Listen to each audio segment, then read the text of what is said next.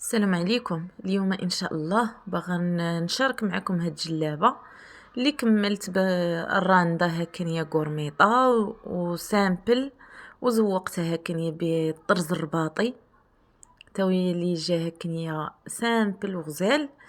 وهاد الدريس اللي شاركته معاكم وعجب بزاف الاخوات، تا هو تيجي هكانيه خفيف وتيجي زوين وفي ساعة يطلع. والقرميطة هانتوما البنات، هذه جلابة مليفة في القري تتجي هكا سامبل. دابا وقت البرد هذا تيتلبس غير المليفة ولا الثوب ديال الكاشمير ولا الخيط.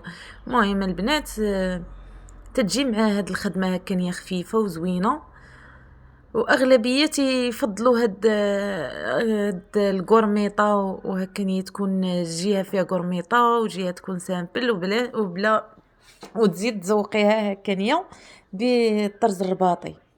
انا قلت المهم غير نشاركها معكم الواحد ياخذ فكره.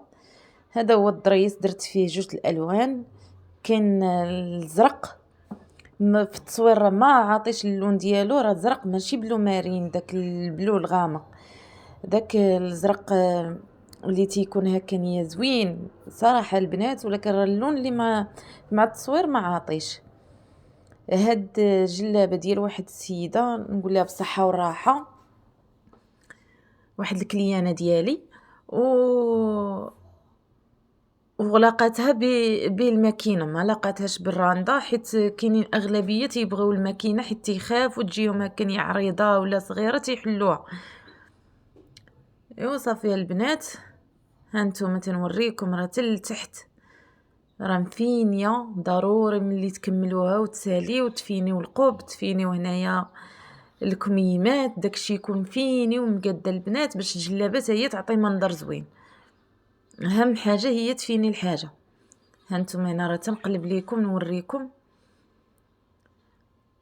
ونتمنى الفيديو يكون عجبكم، ونتمنى ديروا لي لايك واشتراك في القناه باش نبقى ديما نشارك معكم الجديد. وراه باقين فيديوهات اخرين وباقين ان شاء الله شكيلات اخرين، غير قلت نشارك معكم هكا نيا هاد القرميطه صراحه تجي غزاله.